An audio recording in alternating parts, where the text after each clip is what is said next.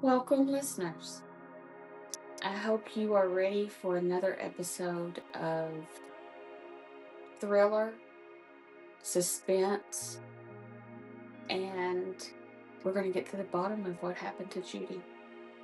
If you aren't familiar with this podcast or this story, let me just give you a little update. I am Jamie Good, and I am the daughter of the woman who was disappeared on September 8th, 1990 from Grand Saline, Texas. This was in Van Zandt County.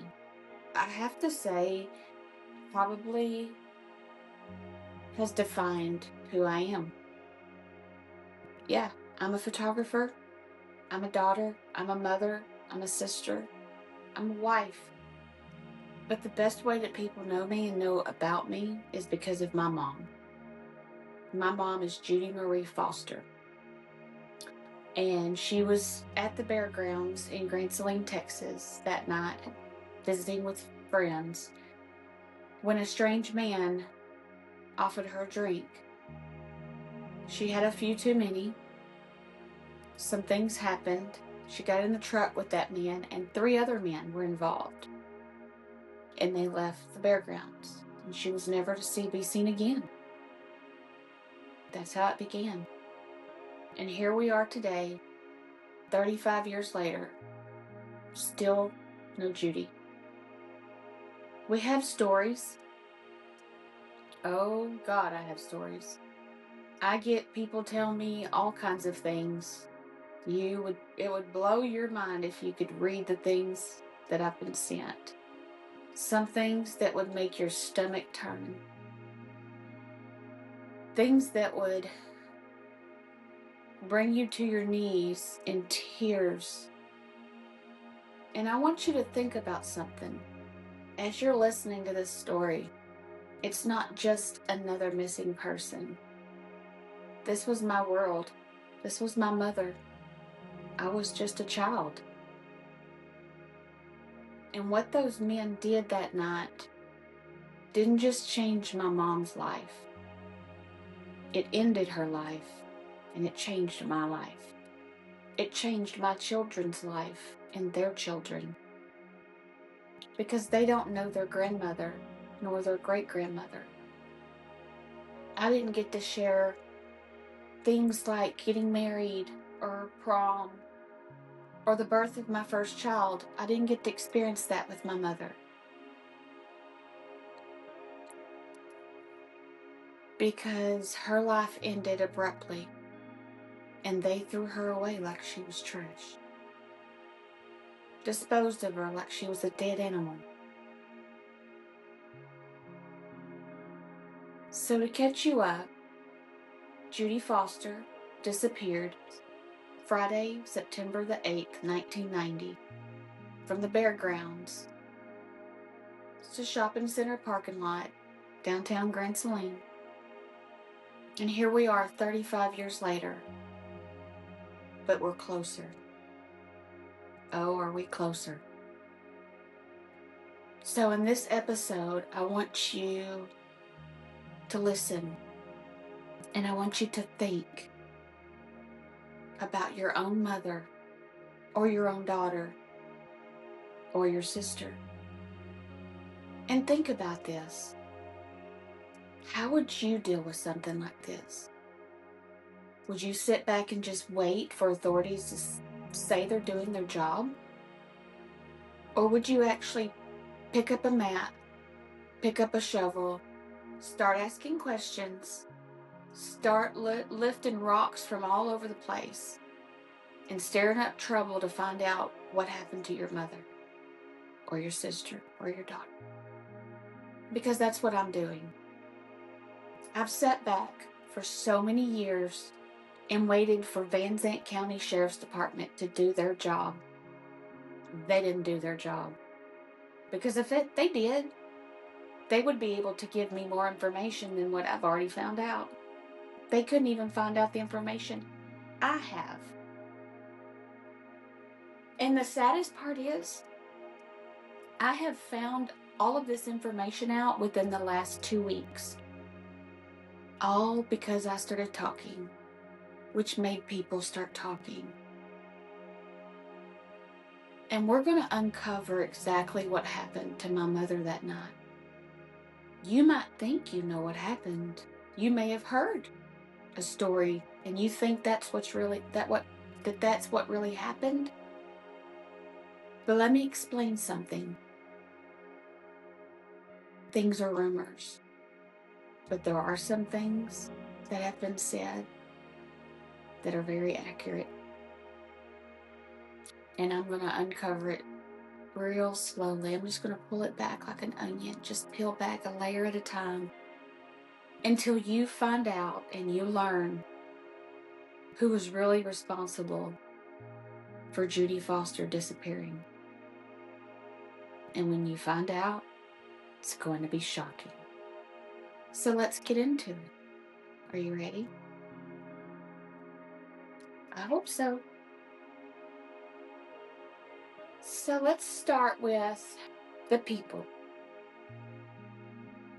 There were 4 men with her the night she died. 4. And yes, Kenny Reed was the number 1. He was the number 1.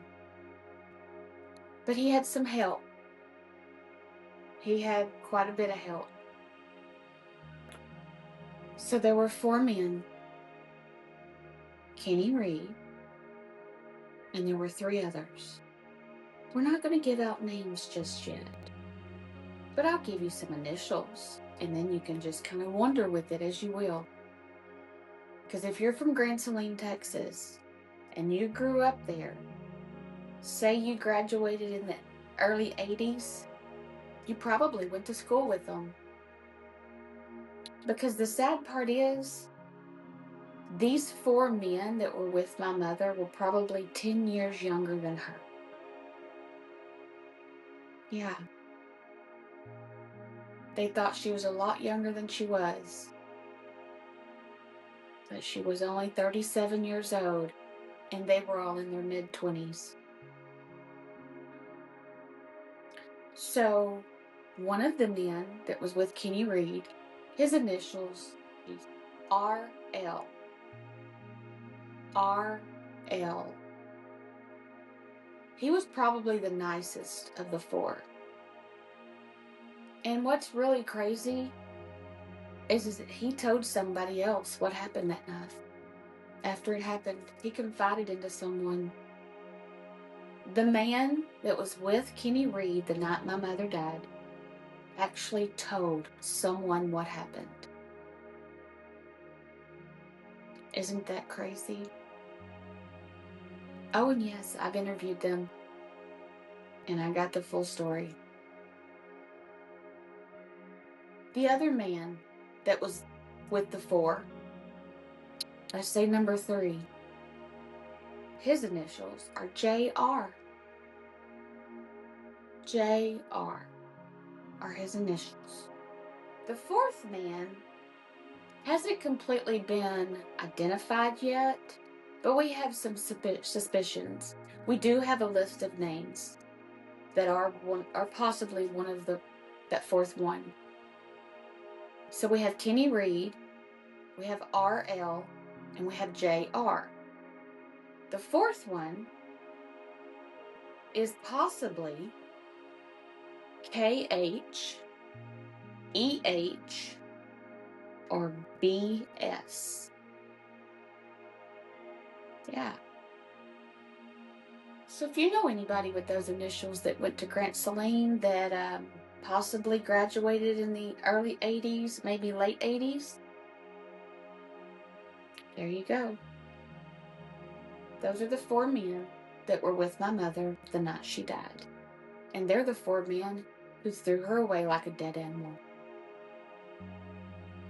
Yeah.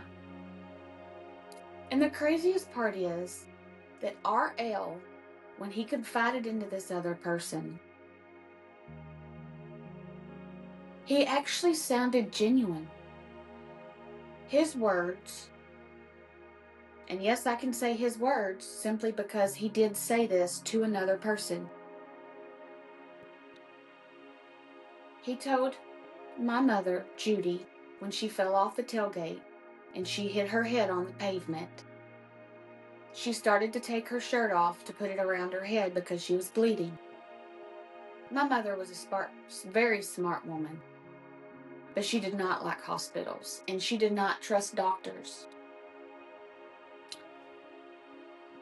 And plus, she had had a few drinks.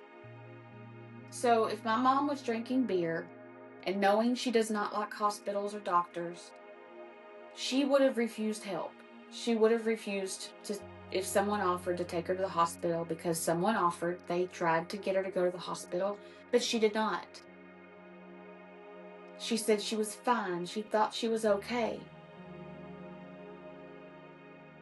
So this man, R.L., said, no, Judy, put your shirt back on. You need your clothes on. Cover yourself up. Here, take my shirt. So he took his shirt off and he wrapped it around her head to stop the bleeding, so she could keep her clothes on. To me, that sounds respectful. That sounds like a respectful human being.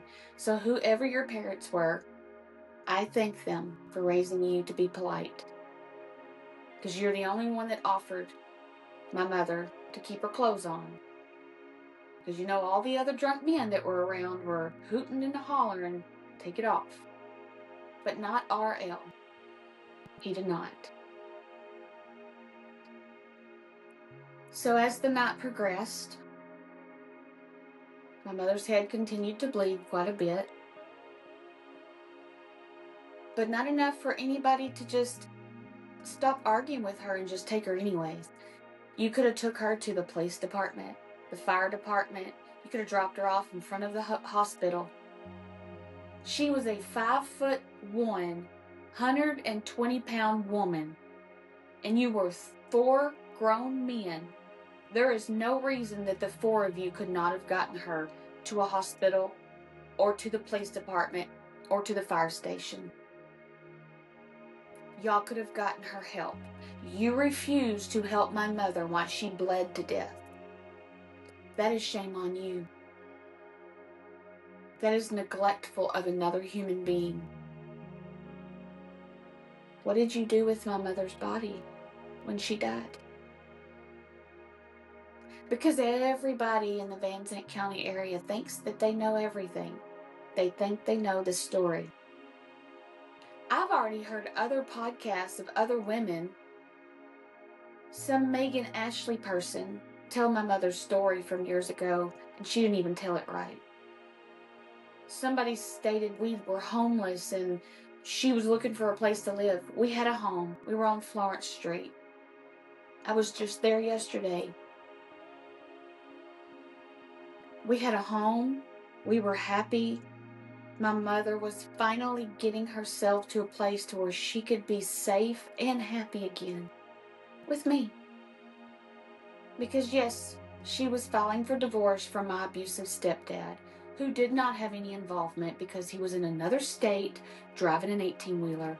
That's what he did for a living. He wasn't even near Texas for that matter. So no, as much of a piece of crap as that man is, he was not responsible. But 4 young men were. And they just left her. Just left her. Did you ever think that maybe she had a family?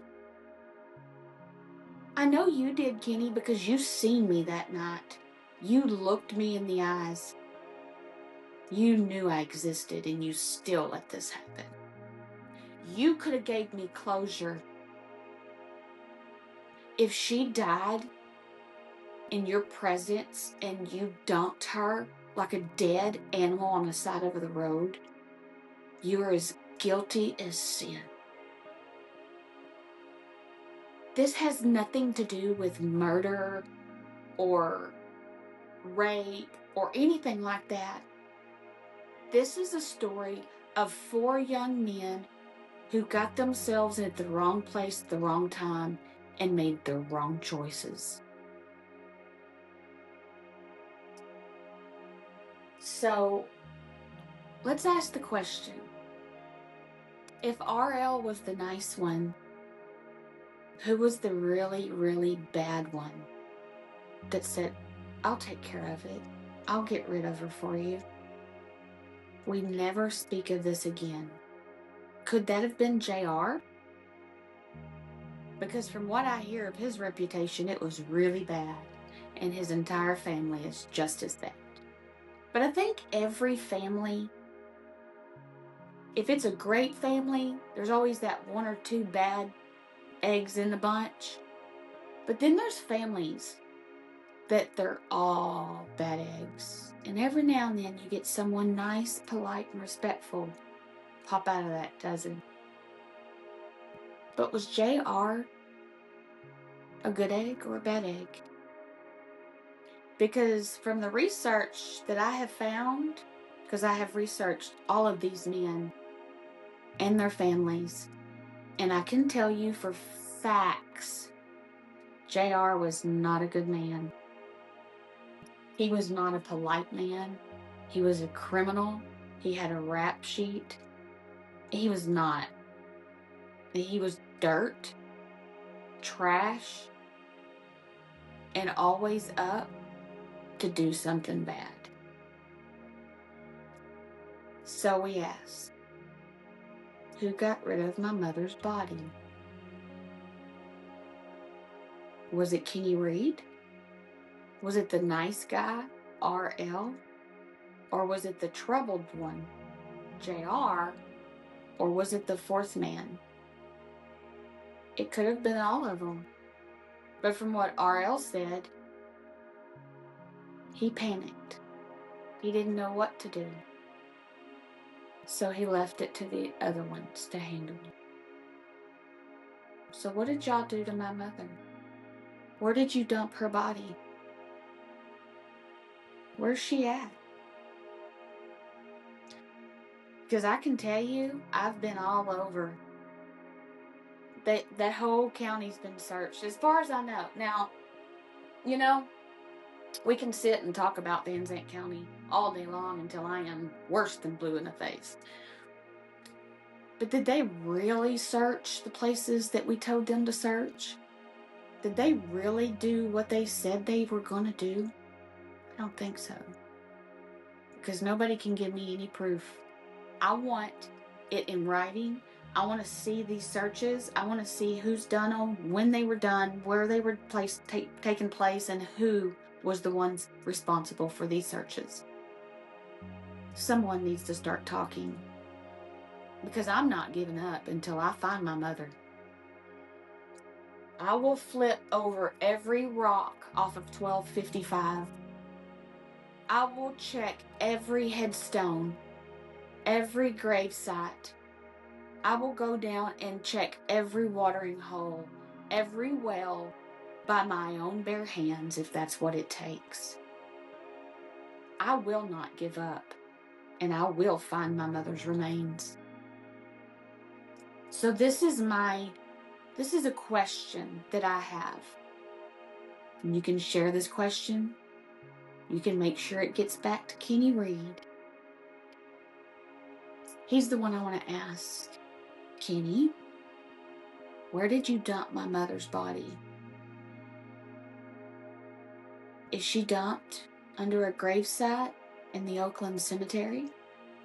Did you dump her in a pond nearby? Or maybe you cut her up and put her in multiple wells, because Lord knows that's one of the stories I've gotten. And there's nothing harder to read than a daughter reading a message that says your mother was cut up into multiple pieces. That's really a hard one to take. But I know it's a possibility. I know it. I know. I'm not an idiot. I'm very smart. And I've done my research. And I know people are sick. And they're crazy. And I know they do things, crazy things, bad things. Whether it's in sheer panic or out of complete anger. It doesn't matter. Either way, I know what y'all did. I will prove it. And I will find her. So for Kenny Reed, where's she buried? Is she on your family land? Is she in a pond nearby so you can stay close to her? Because that's another story I heard. We all know you're an abusive man. You've abused women all your life. You've been strung out on dope all your life. Now you're on meth. So we all know you're a terrible human being. And if you have any conscience left in you, I will give you this. You can look up my business address for my studio in Tyler, Texas. It's on Google. Jamie Good Studios. Look for the address. Mail me a blank letter or blank envelope. No return address. No name. Send it to me anonymously. And tell me, where is she buried? Where did you dump my mother's body? Because to be honest with you, I don't give a shit what happens to you. I don't care if authorities arrest you. I don't care if you spend the next 20 years of your life or life in prison. That's going to do me nothing. Nothing. Because I am a child of God. I forgave you for what you did, but I'll never forget. I'm forgiving you is one of the hardest things I will ever do. But I have to forgive you. Because that's what a child of Christ does.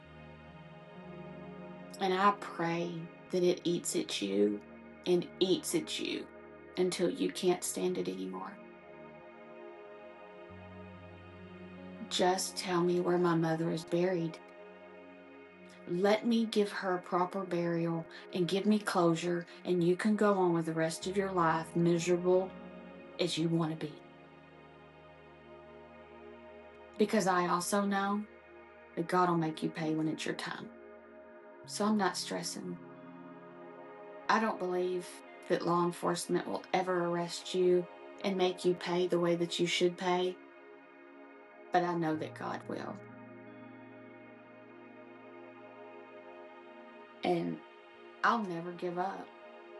So as long as you're breathing, I'm going to be that voice in the back of your mind. Just constantly whispering, hey, Kenny, I know you were involved.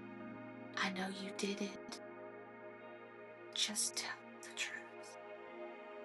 Just tell the damn truth. Because it will come out.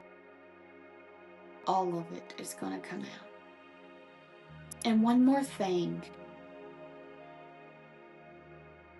All of the people that are listening and sharing this story and praying and helping me get the word out, thank you. I am so grateful. I can't express. I'm grateful. Thank you. Please keep sharing this story. If you see a video with my mother on it, share it. Go to the Judy's Daughter, the Jamie Good Story page on Facebook and invite all of your friends and family to follow.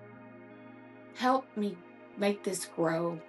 I want to reach everybody in Texas, and then I want to go further than that.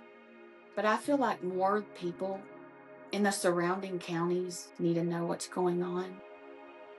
Help me spread the word. Share the podcast. Tell all your friends, all your family about it. I want them to listen. And I want them to know the truth. In future episodes, I will be disclaiming all the names of those men. I will also have more locations of searches. And yes, we're going to be searching all those locations. And I can't wait. So for today, I ask for a prayer. Say a prayer for me and say a prayer for my mother's soul. She did not deserve this. I don't deserve this. No family deserves to not know where your loved one is. Please like, subscribe, and share everything that has Judy's name on it. Judy's Daughter, the Jamie Good Story on Facebook, the TikTok, The Real Jamie Good, the Code Case page, Judy Foster Code Case. Invite people to follow along, to learn her story, to share her story. Help me spread the word. That's what I ask of you. And the last thing is the GoFundMe that was started. It is real. I am working on a documentary series to tell her story. I have a film and production company that will do it, but it costs a lot of money. And any company, anybody out there listening, please help me. Just all local companies, anybody that can help. The GoFundMe for Judy Foster, please. A little bit goes a long way. And if we all throw in something, we can get there and we can make this happen. This will also cover her funeral costs when we find her remains, because we were so close. Please, don't give up on us. Follow our story, share our story, and help me bring my mother home. I want to thank each and every one of you. Thank you for listening.